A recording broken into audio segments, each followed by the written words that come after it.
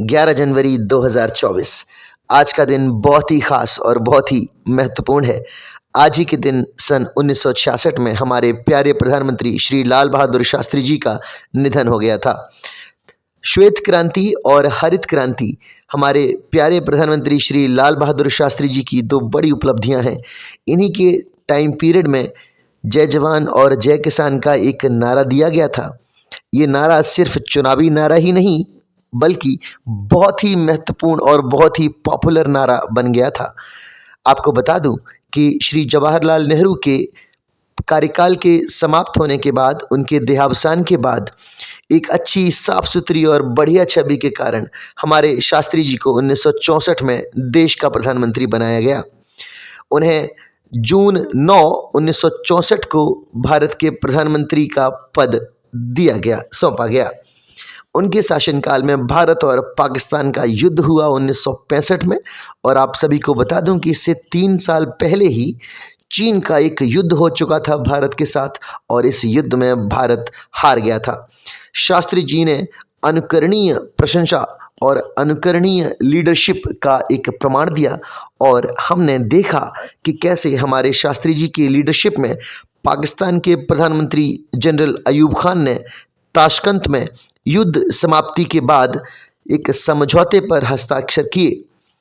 11 जनवरी 1966 की रात में हमारे प्रधानमंत्री शास्त्री जी की रहस्यमयी परिस्थितियों में मृत्यु हो गई। हमारे शास्त्री जी की मृत्यु 11 जनवरी के दिन हुई, और ये रहस्यमयी मृत्यु हुई। इसके पीछे कई सारी कारणें, कई सारी टिप्पणियों को जगह दी गई है। 2009 में जब यह सवाल उठाया गया तो भारत सरकार की ओर से यह जवाब दिया गया कि शास्त्री जी के प्राइवेट डॉक्टर RN चुघ और कुछ रूस के डॉक्टरों ने मिलकर उनकी मौत की जांच तो की थी, परंतु सरकार के पास उसका कोई रिकॉर्ड नहीं है। बाद में प्रधानमंत्री कार्यालय से जब इसकी जानकारी मांगी गई तो उसने भी अपनी मजबूरी जताई। शास्त्री जी की मौत में संभावित साजिश की पूरी पोल आउटलुक नामक एक पत्रिका ने खोली।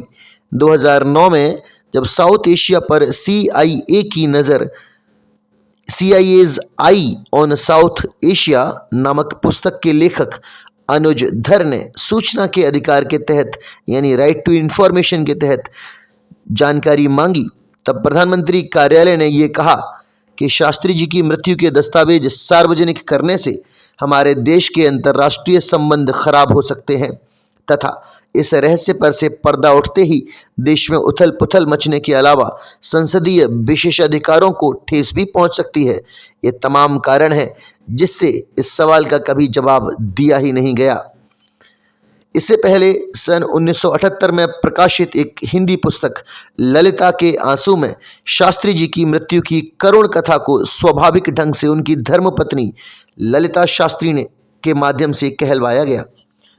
उस समय ललिता जी जीवित थीं। यही नहीं, कुछ समय पूर्व प्रकाशित एक अन्य अंग्रेजी पुस्तक में लेखक पत्रकार कुलदीप नैयर ने भी, जो उस समय ताशकंद में शास्त्री जी के साथ गए थे, उन्होंने इस घटना चक्र पर विस्तार से प्रकाश डाला है।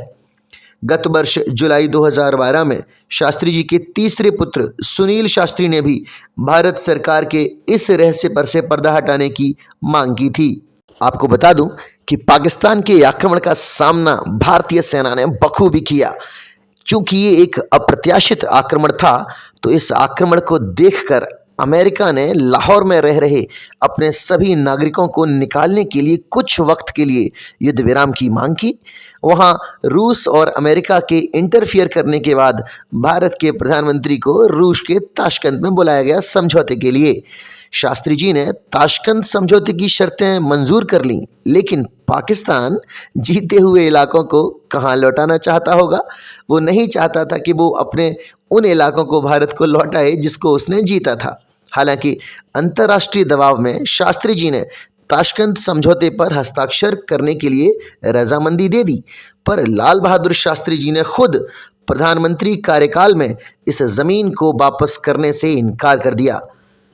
वहाँ दूसरी तरफ देखें तो पाकिस्तान के प्रधानमंत्री जनरल अयूब खान ने युद्ध विराम पर हस्ताक्षर करने के कुछ घंटे बाद ही भारत के प्रधानमंत्री लाल बहादुर शास्त्री के संदिग्ध निधन की खबर पाई। 11 जनवरी 1966 की रात देश के उस वक्त के प्रधानमंत्री श्री लाल बहादुर शास्त्री जी की मृत्यु हो गई। ताशकंद समझौते पर हस्ताक्षर करने के बाद उसी रात उनकी मृत्यु हो गई। मृत्यु का कारण हार्ट अटैक बताया गया, लेकिन ये रहस्यमयी मृत्यु थी। इस मृत्यु का खुलासा नहीं हुआ। जैसे हमारे प्रिय सुभाष चंद्र बोस की मृत्यु के पीछे बहुत सारे राज दफन होकर रह गए, ठीक उसी प्रकार ताशकंद समझौते पर हस्ताक्षर करने के बाद शास्त्री जी की मृत्यु भी एक रहस्यमयी मृत्यु बनकर रह गई। हालांकि उनकी मृत्यु के बाद उनकी अंत्येष्टि पूरे राजकीय सम्मान के साथ शांति वन के आगे यमुना किनारे की गई और उस स्थल को आज विजय घाट नाम दिया गया। जब तक कांग्रेस संसदीय दल ने इंदिरा गांधी को शास्त्री का विधिवत उत्तराधिकारी नहीं चुन लिया, गुलजारी लाल नंदा कार्यवाहक प्रधानमंत्री बने रहे।